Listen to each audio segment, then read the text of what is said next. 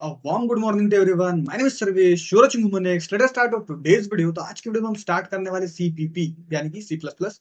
बहुत सारे बच्चों की डिमांड आ रही थी कि सर क्लास 11 का आपने सी प्लस प्लस चैप्टर नहीं पढ़ा, सी प्लस प्लस कब आने वाला है, सी प्लस प्लस कब आने वाला है। चलो भाई, सी प्लस प्लस आ चुका है। साथ ही में हमारी पैरेलल जो अपनी बैच चल रही है आईडियोनो वाली बैच, जिसको मैं प्रोग्रामिंग रोबोटिक्स वाली बैच बोलूंगा। तो रोबोटिक्स जो बैच रहेगी, रोबोटिक्स बैच के अंदर भी बच्चों ने मुझे बहुत ज्यादा कमेंट किए कि सर अपनी कब आने वाले सी प्लस प्लस के ट्यूटोरियल्स का कब आएगा सी प्लस प्लस। तो लीजिए भाई, आपके खिदमत में हाजिर है। चलिए, तो सबसे पहले समझते हैं कि सी प्लस प्लस क्यों पढ़नी है। सबसे पहले तो सिलेबस में इसलिए पढ़नी है, ठीक है, एकदम फ्रैंक होकर बात कर रहा हूँ आपके साथ। सिलेबस में इसलिए पढ़नी है भाई, पेपर में आएगी, पढ़नी पड़ेगी। और मेन मोटिव ये है इसका, 11th के सिलेबस में होती तो हो भी सकता है अपन स्किप कर देते, लेकिन ये 11th के सिलेबस में है एज वेल एज ये 12th के सिलेबस में है। मतलब आपको जो सी प्लस चैप्टर रहेगा वो 11th एंड 12th का कंबाइन रहेगा चैप्टर। सी प्लस प्लस 11 में आधी रहेगी और आधी आधी जो सी प्लस प्लस रहेगी वो 12th में रहेगी।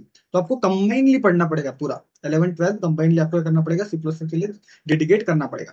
ठीक है, तो चलिए सी प्लस को पढ़ते हैं। हाँ, तो चलिए, let's get our first step into programming. क्योंकि आई होप सभी की, मोस्ट ऑफ द स्टूडेंट्स की ये फर्स्ट प्रोग्रामिंग लैंग्वेज होगी जिसके अंदर आप एंटर करने वाले हो। ठीक है, तो सी प्लस प्लस ही क्यों ली भाई? ठीक है, अपने अपने सी प्लस प्लस क्यों लिए तो समझ में आ गया कि अपना सिलेबस में अपने को पढ़ना है, अपने को मार्क्स लाने हैं। लेकिन बोर्ड ने, स्टेट बोर्ड ने बोलो या फिर बहुत सारे लोग बिगिनर एज अ स्टार्ट कर रहे होंगे सी प्लस प्लस को, वो भी इस सीरीज को फॉलो अप ले सकते हैं। तो सी प्लस प्लस ही क्यों स्टार्ट करें सर? पहला स्टेप सी प्लस प्लस में ही क्यों ले, पाइथन में भी ले सकते थे।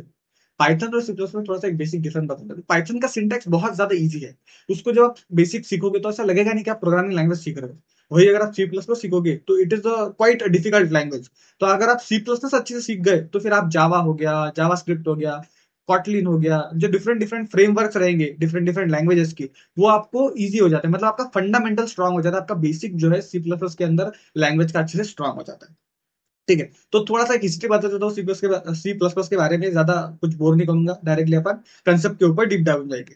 ठीक है, तो देखो, सी प्लस प्लस जो थी वो बियान स्टॉस्ट्रप ने डेवलप की थी। ठीक है, उसको बिजारन स्टॉस्ट्रप भी बोलते हैं लोग, जे है जे, लेकिन मैं साइलेंटली कंसिडर करता हूँ बियान स्टॉस्ट्रप को।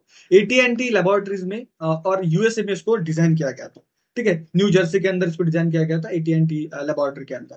ठीक है, और बहुत ज्यादा पॉपुलर लैंग्वेज है, बहुत ज्यादा मतलब डिफाइन लैंग्वेज है। ऑब्जेक्ट ओरिएंटेड कंसेप्ट आता है इसका, अभी 11th में तो नहीं है, 12th में ऑब्जेक्ट ओरिएंटेड का कंसेप्ट आता है, उप्स बोलते हैं उसको। वो क्या आता है वो भी अपन आगे पढ़ेंगे। ठीक है, तो चलिए सी प्लस की जर्नी को स्टार्ट करते हैं। ठीक है, और देखते हैं कि अपने को सी प्लस प्लस में थ्रू आउट पढ़ना क्या है। ठीक है, तो सबसे पहले तो वायलेंस सी प्लस प्लस बहुत ही हाई परफॉर्मेंस लैंग्वेज है, बहुत ज्यादा फास्ट है as compare to other languages. बहुत ज्यादा फास्ट लैंग्वेज है। जितने भी एप्लीकेशन आप यूज करते हो, YouTube, WhatsApp, Facebook, Twitter, Instagram, Netflix, सभी एप्लीकेशन के अंदर, मोस्ट ऑफ एप्लीकेशन के अंदर सी प्लस प्लस को यूज किया गया है। ठीक है, तो बहुत ज्यादा वेराइट एप्लीकेशन है इसके, बहुत ज्यादा वेराइटीज के अंदर एप्लीकेशन आते हैं। गेम डेवलपमेंट के अंदर, सिस्टम प्रोग्रामिंग के अंदर, हाई परफॉर्मेंस एप्लीकेशन के अंदर, सभी जगह पे जो है आपकी ये सी प्लस प्लस यूज होती है।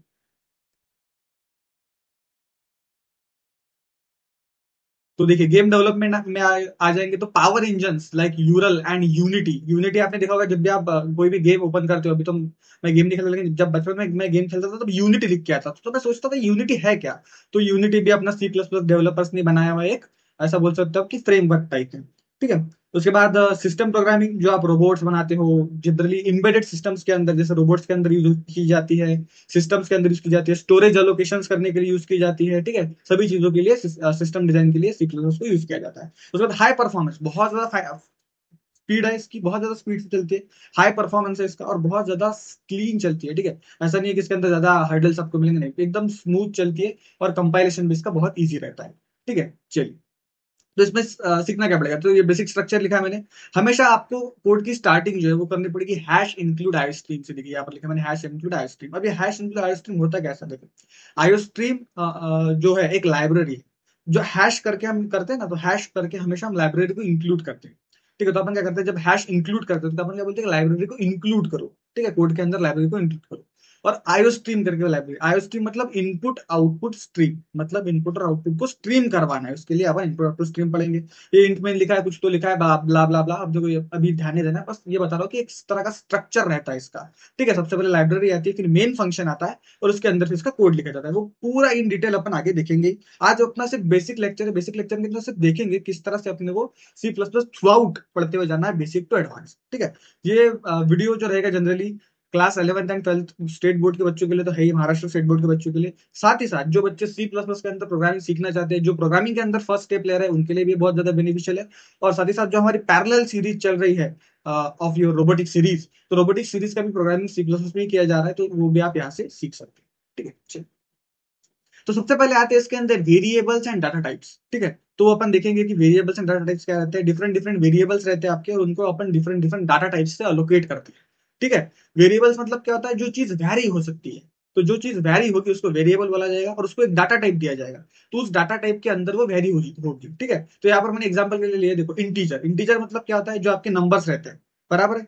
आप माइनस प्लस जीरो ये सब नंबर क्या रहते हैं, इंटीजर नंबर रहता है। ठीक है, फोर्थ क्लास का मैथमेटिक्स है ये, ज्यादा समझाने की बात नहीं है।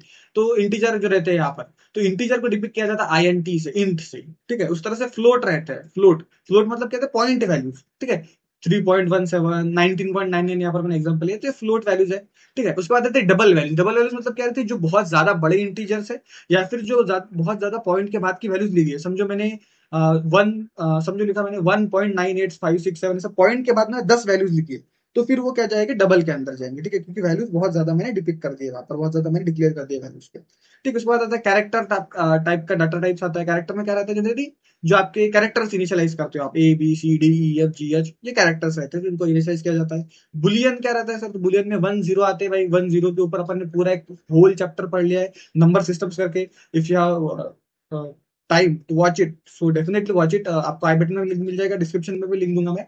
तो वहां पे हमने पूरा डिस्कस किया है कि how numbers react, how numbers combine, how number add, divide, subtract and all this stuff. Okay, हाँ। उसके बाद पढ़ेंगे हम ऑपरेशंस। देखिए, अब लैंग्वेज जो रहती है उसके पास एक पावर रहती है कुछ ना कुछ परफॉर्म करने की। जनरली जैसे पहले के समय में लैंग्वेजेस को यूज किया जाता था, किस लिए, तो सबसे पहले आए थे कैलकुलेटर्स। कैलकुलेटर्स में यूज किया जाता था लैंग्वेजेस को।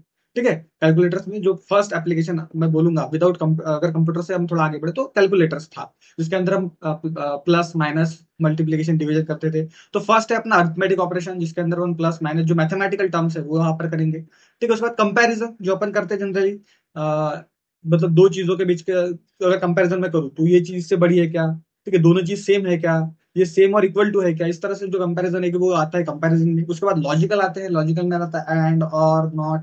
ठीक है, तो एंड और नॉट रहते हैं, वो भी आपको आगे आगे मैं जैसे पढ़ाऊंगा तो आपको समझ में आएगा कि एंड मतलब क्या होता है, और मतलब क्या होता है, नॉट मतलब क्या होता है। उसके बाद आता है असाइनमेंट। असाइनमेंट ऑपरेटर मतलब असाइन कर देते हैं वैल्यू, इक्वल टू, ठीक है, नॉट इक्वल टू, इस तरह के जो रहते हैं वो असाइनमेंट ऑपरेटर होते हैं।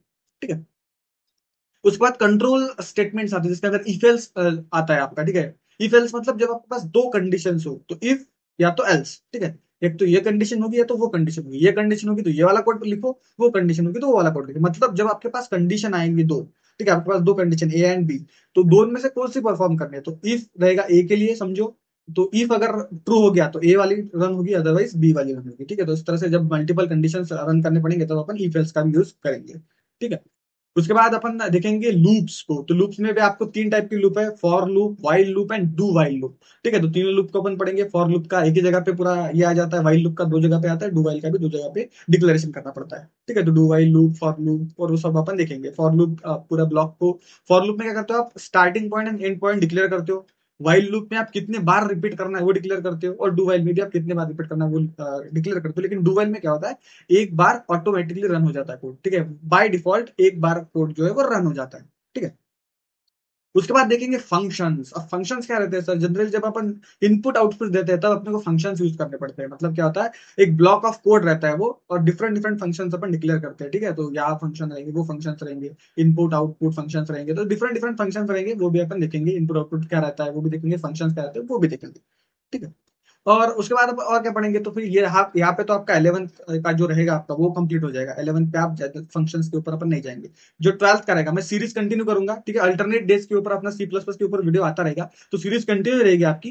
तो जो सीरीज कंटिन्यू कंटिन्यू रहेगी, तब अपन 11th का स्किप कर मतलब जब हो जाएगा 11th पूरा कंप्लीट हो जाएगा, तब अपन 12th पे भी जंप करेंगे। तो ठीक है, 12th में क्या करेंगे, तो प्रैक्टिस सेशंस लेंगे कोडिंग्स के, बहुत ज्यादा एक्सप्लोर करेंगे और ज्यादा चीजों को, जिसमें ऊप्स आएगा आपका, ऑब्जेक्ट ओरिएंटेड प्रोग्रामिंग, ठीक है, नेटवर्किंग वगैरह आएगा, वो अपन चीजें देखेंगे। प्रोजेक्ट्स बिल्ड करेंगे, डिफरेंट डिफरेंट प्रोजेक्ट्स। और जो सबसे ज्यादा क्वेश्चंस पूछे जाते हैं सी प्लस प्लस चैप्टर में से, वो क्वेश्चंस को भी एनालाइज करेंगे। साथ ही साथ जो सेकंड चैप्टर है आपका, जो अपन ने अभी भी कंप्लीट किया, एल्गोरिथम्स वाला चैप्टर। ठीक है, आई होप आपने वो जो पूरी प्लेलिस्ट है वो वॉच कर ली होगी। If you have any doubt and query in that, please let me in comment section, and अगर आपने नहीं देखी है तो please I suggest you to watch the full playlist. आप समझ लो कि एल्गोरिदम्स क्या रहते हैं, ठीक है, फ्लो चार्ट्स क्या रहते हैं, तब जाके आप फिर इस पे इजी जंप करोगे। क्योंकि जब हम हमेशा जब कोड लिखेंगे तब अपन एल्गोरिदम भी देखेंगे, तब हम फ्लो चार्ट भी देखेंगे, तो आपको हर बार एक कंफ्यूजन नहीं होना चाहिए कि एल्गोरिदम कैसे डिफाइन किया, ये फ्लो चार्ट कहाँ से आया, ये किसको कैसे लिखा भाई। तो वो सब आपको क्या है वहां पर मिल जाएगा, पूरा टोटल हमने डिस्क्राइब किया उसको कि एल्गोरिदम्स किस तरह से रहते हैं, उसको किस तरह से डिफाइन किया जाता है, किस तरह से उसका मीनिंग मैचिंग किया जाता है, वो सब वहां पर आपको मिल जाएगा। ठीक है, तो उसका ही अपन वहां से लेंगे और यहाँ पर डायरेक्ट मैं आपको बताऊंगा किस तरह से एल्गोरिदम को यूज करना है। ठीक है, एल्गोरिदम किस तरह से डेवलप करने हैं आपको वहां से सीखना पड़ेगा। यहाँ पर अपन देखेंगे यूसेज ऑफ दैट एल्गोरिदम्स। ठीक है, मतलब सेकंड चैप्टर का पूरा कंप्लीट नहीं हुआ है, बस वहां पे अपन ने कंसेप्ट देखे थे। जो रियल इंप्लीमेंटेशन है सेकंड चैप्टर का, वो विद द थर्ड चैप्टर अपन देखते रहेंगे। ठीक है, तो ये थर्ड चैप्टर है आपका सी प्लस प्लस, और यहाँ पर अपन उसके साथ देखते रहेंगे। ठीक है, तो ये था एक बेसिक इंट्रोडक्शन कि अपने को क्लास 11 के अंदर पढ़ना कितना है, क्योंकि सबसे पहले तो आइडिया माइंड में क्लियर होना चाहिए कि अपने को पढ़ना कितना है। ठीक है, तब जाके अपन क्या स्ट्रेटेजिकली प्लान कर सकते हैं अपने शेड्यूल को, और उस तरह से अपन क्या कर सकते हैं, बिहेव कर सकते हैं। ठीक है, सो आई होप आपको ये समझ में आ गया होगा। If you have any doubt in query please let me know in comment section, I will definitely sort out your query. Till then keep going keep growing, bye guys, take care, love you all. मिलते हैं अपने next lecture के अंदर।